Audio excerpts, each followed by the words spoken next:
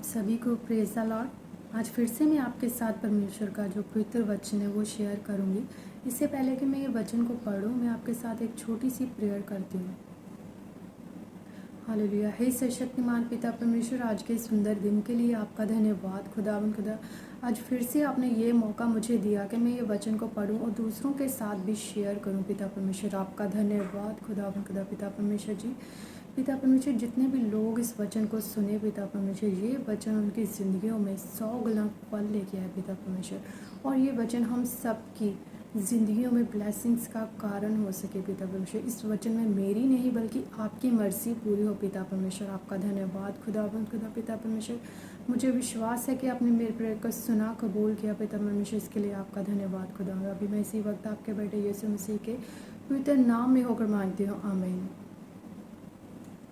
तो आज जो मैं आपके सामने वचन पढ़ूंगी वो हमें मिलेगा नया नियम मत्ती इसकी 15 इसकी 21 आयत से। इससे पहले कि मैं वचन पढ़ूं, मैं आपको बता दूं कि इस वचन से हमें ये सीखने को मिलेगा कि हमें अपनी ब्लेसिंग्स को कैसे परमेश्वर से लेना चाहिए। तो आइए मैं आपके सामने पढ़ती हूँ मत्ती इसके 15 उसकी 21 आयत से। यीशु वहाँ से निकलकर सूर और सैदा के देशों की ओर चला गया, और देखो उस देश से एक कनानी स्त्री निकली और चिल्लाकर कहने लगी, हे प्रभु दाऊद के संतान, मुझ पर दया कर, मेरी बेटी को दुष्ट आत्मा बहुत सता रहा है। पर उसने उसे कुछ उत्तर न दिया, और उसके चेलों ने आकर उसे विनती कर कहा, इसे विदा कर, क्योंकि वह हमारे पीछे चिल्लाती आती है। उसने उत्तर दिया कि इसराइल के घराने की खोई हुई भेड़ों को छोड़ मैं किसी के पास नहीं भेजा गया। वह आई और उसे प्रणाम करके कहने लगी, हे प्रभु मेरी सहायता कर।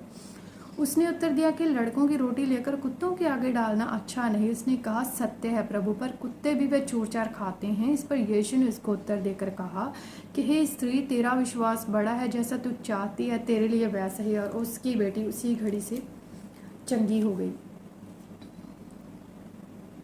इस वचन में ये लिखा है कि प्रभु जो है वो सूर और सैदा के देशों की ओर जा रहे थे, तो उनके पीछे जो एक कनानी स्त्री जो है वो आ जाती है।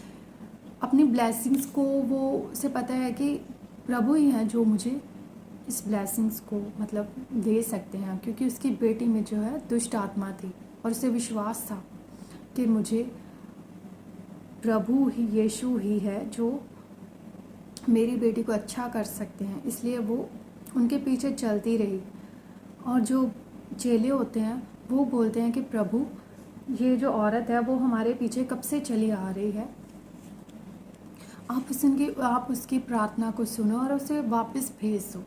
लेकिन जो प्रभु है वो कहते हैं कि मैं इसराइल की खोई हुई भेड़ों को छोड़ और किसी के लिए भी नहीं भेजा गया।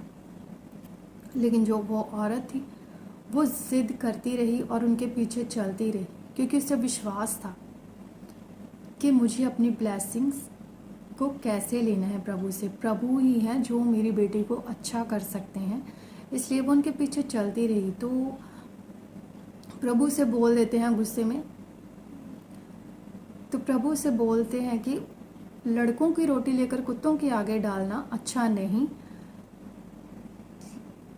उसने कहा, सत्य है प्रभु, पर कुत्ते भी वह चूर चार खाते हैं जो उनके स्वामी के मुंह से गिरते हैं। प्रभु उसे बोल देते हैं कि लड़कों की रोटी लेकर कुत्तों के आगे डालना अच्छा नहीं। लेकिन वो इतनी जिद पर अड़ जाते हैं, तो वो प्रभु को जवाब देती है कि प्रभु, कुत्ते भी तो चूर चार जो टेबल से खाना गिर जाता है वो खाते ही हैं। तो प्रभु सोचते हैं कि ये तो मतलब इतनी अधीन हो गई है मेज में कि इसने सब कुछ मतलब इससे इतना कुछ मैंने बोल दिया, लेकिन फिर भी ये मेरे पीछे आए जा रही है। तो प्रभु उसके बोलते हैं कि तुम्हारा विश्वास जो बड़ा है, जैसा तू चाहती है वैसा तेरे लिए हो जाए। तो प्रभु ने उससे कहा, और उसके जो तू चाहते है वो तेरे लिए हो जाए। और उसी टाइम उसकी बेटी में जो दुष्ट आत्मा थी वो जो है वह निकल गई। इसीलिए इस वचन से हमें ये सीखना चाहिए कि जैसे वो औरत प्रभु के पीछे जिद करती रही कि मुझे ये ब्लेसिंग जो है चाहिए ही चाहिए, मेरी बेटी को जो दुष्ट आत्मा से जकड़ी हुई है वो आप ही ठीक कर सकते हो, तो वैसे ही हमारा विश्वास भी होना चाहिए अपनी ब्लेसिंग्स को लेने के लिए परमेश्वर के आगे, कि अगर हम अड़े और खड़े रहेंगे तो परमेश्वर कभी भी हमें निराश नहीं होने देंगे और